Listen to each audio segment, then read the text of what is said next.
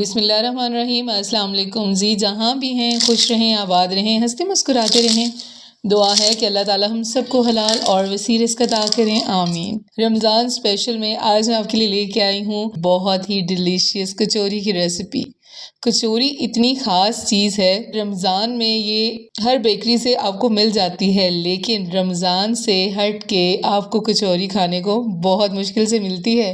आज मैं आपके लिए लेके आई हूँ जनाब बहुत ही मज़ेदार कचौरी की सिंपल और टेस्टी रेसिपी। तो चलें बनाना स्टार्ट करते हैं। यहाँ पे मैंने ले लिए हैं जी 2 कप मैदे के। मैदा आपने बहुत अच्छे से छान लेना है। 1 टीस्पून मैंने नमक डाल लिया है, हाफ टी स्पून जीरा डाला है और चुटकी मैंने अजवाइन डाल ली है। ठीक है जी। 4 टेबलस्पून ऑयल डाल लेना है और इसको बहुत अच्छे से हमने मिक्स कर लेना है। आपने ऑयल को और मैदे को इतना मिक्स करना है ताकि ये सारी चीज़ें यकजान हो जाएं। अभी हमने जी रूम टेम्परेचर पे लिया है पानी और हमने डो गूंद लेनी है। ठीक है, और बहुत ही स्मूथ सी डो गूंद के अच्छी सी मुट्ठी लगा के हमने ये डो रेडी कर लेनी है। लेकिन एक बात का ध्यान रहे कि आपकी जो डो है वो थोड़ी हार्ड होनी चाहिए। ठीक है जी। आटे को हमने इकट्ठा कर लिया है और इसके ऊपर हमने ऑयल लगा लिया है 1 टेबलस्पून। ठीक है, ताकि इसके ऊपर वो जो पेपड़ी सी आ जाती है वो ना आए। कवर करके हम इसको छोड़ देंगे तकरीबन आधे घंटे के लिए या 1 घंटे के लिए। यहाँ पे हमने ले लिया है जी 4 टेबलस्पून ऑयल। ऑयल को हमने गर्म होने देना है, फिर हमने इसमें डाल लेना है 400 ग्राम कीमा। ठीक है, आप अगर चाहें तो कीमा कम भी कर सकते हैं, ज़्यादा भी कर सकते हैं। अगर आपने फिलिंग बनानी ज़्यादा है तो आप कीमा ज़्यादा ले लें। अगर आपने कम कचौरियाँ बनानी हैं तो आप कीमे को कम भी कर सकते हैं। फ्राई कर लेना है। अब हमने इसमें डाल लेना है 1 टीस्पून लहसुन पाउडर।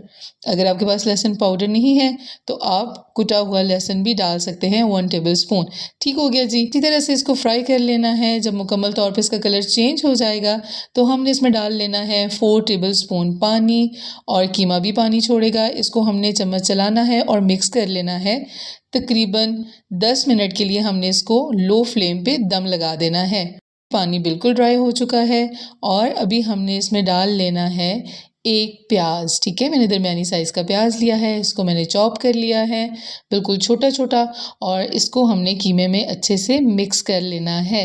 सिंपल रेसिपी है लेकिन बहुत कमाल की रेसिपी है। रमज़ान में अपने दस्तरखान को कचौरी के साथ ज़रूर सजाइएगा। अब जी हमने चलना है स्पाइसेस की तरफ। स्पाइसेस में हमने डाल लेना है 1 टीस्पून नमक, 1/4 स्पून हल्दी पाउडर, 1 टीस्पून धनिया पाउडर, 1 टीस्पून हमने डाल लेना है गरम मसाला पाउडर। ठीक है, हाफ टी स्पून हमने डाल लेनी है कुटी हुई लाल मिर्च, हाफ टी स्पून ही हमने डालनी है रेड चिली पाउडर। अच्छे से मिक्स करने के बाद हम जी 3 से 4 मिनट के लिए दम पे रख देंगे ताकि जो प्याज हमने डाले हैं वो बहुत ही अच्छे से सॉफ्ट हो जाएं। ठीक हो गया जी। फ्लेम आपने बिल्कुल लो कर देना है। ये लीजिए जी, प्याज हमारे बिल्कुल सॉफ्ट हो चुके हैं और हम दोबारा से इनको मिक्स करेंगे और यहाँ पे हम डालेंगे जी सबसे प्यारी चीज़। वो क्या है? वो है जी हरा धनिया। हर रेसिपी की जान होता है ये। 5 to 6 टेबलस्पून मैंने हरा धनिया डाला है और 2 मैंने बारीक मिर्ची काट ली हैं हरी, वो डाल दी हैं। मेरे बच्चे इतना ज़्यादा तीखा नहीं खाते। आप अगर मिर्च मसाला ज़्यादा खाते हैं तो आप अपने टेस्ट के अकॉर्डिंग ज़्यादा कर सकते हैं। फिलिंग हमारी जी 100% डन हो चुकी है। अभी हम चलते हैं नेक्स्ट स्टेप की तरफ।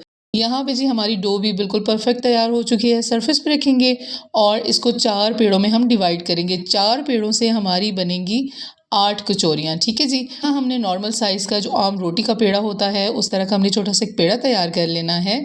यहाँ पे हम मैदा डस्ट करेंगे और आप अच्छा खासा खुशका लगा सकते हैं ताकि आपकी जो रोटी है वो आराम से बेली जा सके। ठीक है जी। रोटी बेल के आपने कुछ इस तरह की बड़ी सी रोटी तैयार कर लेनी है।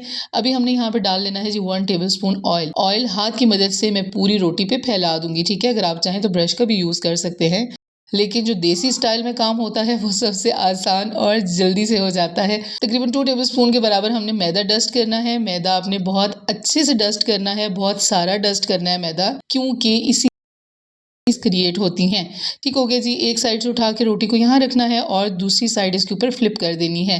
दोबारा से हम इसकी ऑयलिंग करेंगे और दोबारा से हम इसके ऊपर अच्छा खासा मैदा डस्ट कर लेंगे। ध्यान से सारे स्टेप्स देखिए ताकि आपकी कचौरियाँ भी 100% परफेक्ट बने। अभी हमने ये दोबारा इस तरह से उठाना है और दूसरी साइड के ऊपर हमने इसको रख देना है, सेट कर लेना है। अभी आपने दोनों कॉर्नर से इसको उठा लेना है और इस तरह से आपने इसको लंबा कर लेना है। ठीक हो गया जी। दोबारा से हम ऑयलिंग करेंगे और दोबारा से हमने मैदा डस्ट कर लेना है और इसको आपने बहुत ही टाइटली रोल कर लेना है कुछ इस तरह से।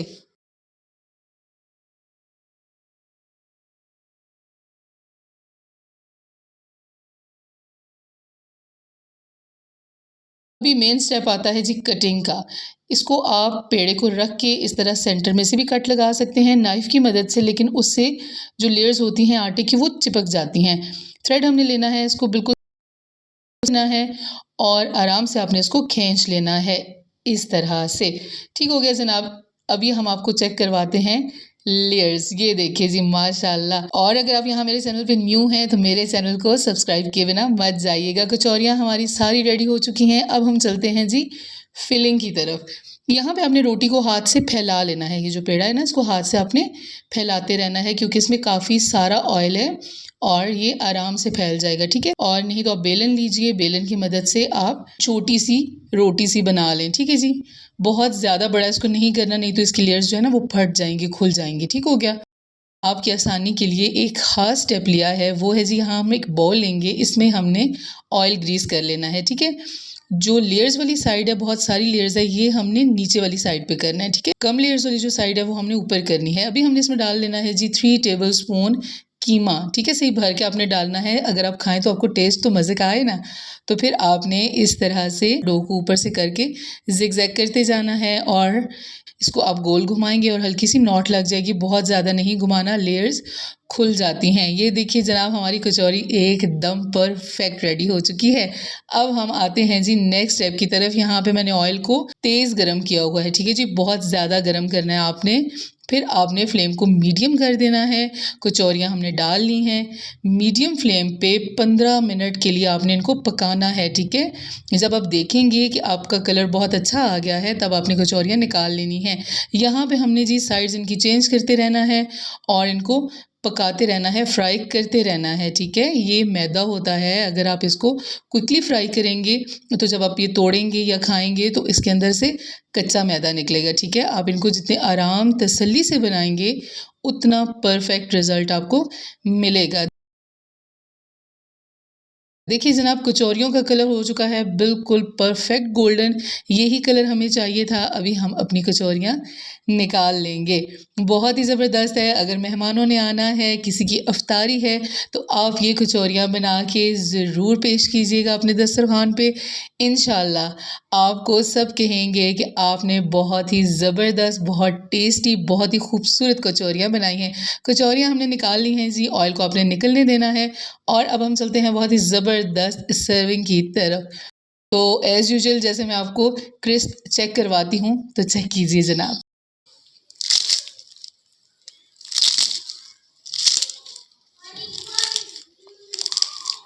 क्रिस्पी क्रंची टेस्टी कचौरी हमारी तैयार है। खाइए, इंजॉय कीजिए, बच्चों को खुश कीजिए, घर वालों को खुश कीजिए और आने वाले मेहमानों से बहुत सारी दाद पाइए। मुझे उम्मीद है कि आपको ये रेसिपी वीडियो पसंद आई होगी। वीडियो अच्छी लगी है तो लाइक कर दें, मेरे चैनल को सब्सक्राइब कर दें।